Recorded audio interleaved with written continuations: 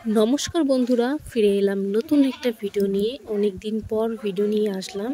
হ্যাঁ, সেটাও আবার অনেক একটা সারপ্রাইজিং ভিডিও, কারণ আমি জানি না যে আজকে আমি ব্লগ করব, আর হঠাৎ করে এরকম একটা ব্লগ করার মতো মুমেন্ট পাবো। তো দেখো, বুঝতেই পারছো যে ব্লগটা আজকে কিসের জন্য হচ্ছে।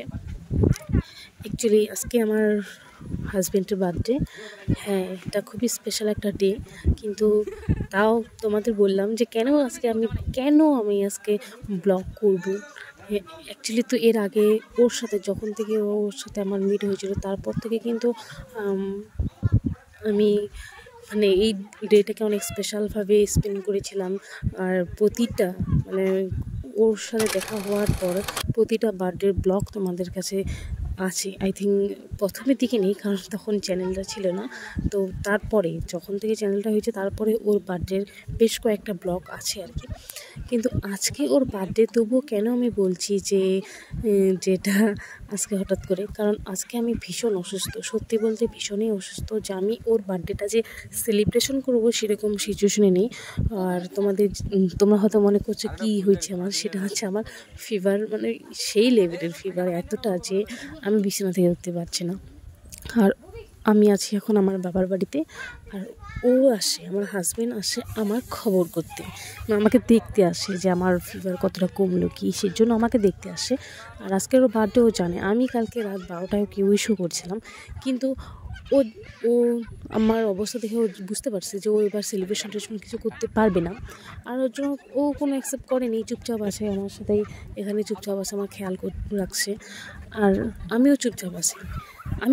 আমি এবার খুবই খারাপ লাগছে যে এবারেরটা হয়তো সেলিব্রেশন করতে পারলাম না। ও হয়তো খুব খারাপ পাবে, কারণ ও আমার বার্থডেতে খুব স্পেশালভাবে সেলিব্রেশন করে আমাকে সারপ্রাইজ দেয়, কিন্তু এবার আমি কিছুই করতে পারলাম না। সারা বছরে তো একটা দিনই আছে যেটাতে ওকে আমি একটু হ্যাপি রাখতে, ওকে আলাদা দিনের তুলনায় একটু স্পেশাল দেখতে পাই বা রাখতে পারি।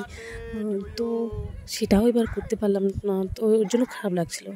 কিন্তু সারপ্রাইজিং দেখো, সেটা সম্ভব হলো বাবার জন্য।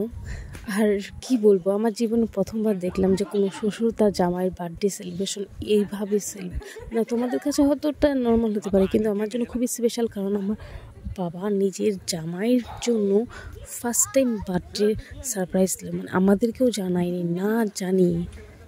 আমাদেরকে না জানি সে চুপচাপ একা বাজার গেল।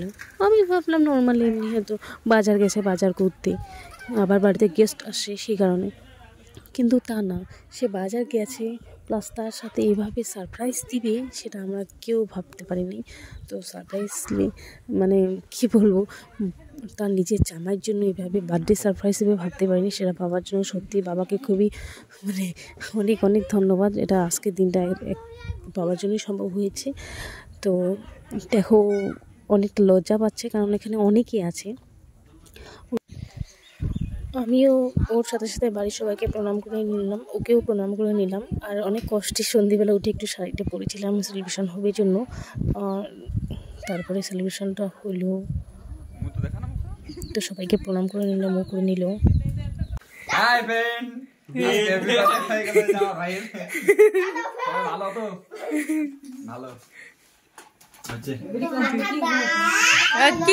কি নিয়ে আসো ভাই জন্য? আজকে নিয়ে আসিনি, আমি তো জানি না ভাইয়ের বার্থডে আজকে। হ্যাঁ, তো আমাকে এখন নিমন্ত্রণ করলো, দেখি কালকে কি দেওয়া যায়।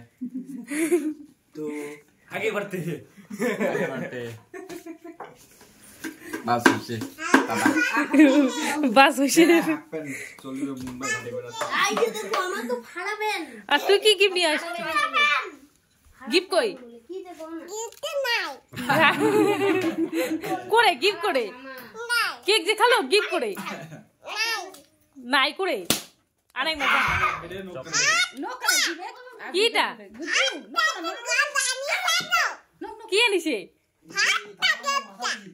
করে উঠো তো মো বাবু দিছো তোর না করে বাড়ি থুয়ে আছিস, মিথ্যা কথা।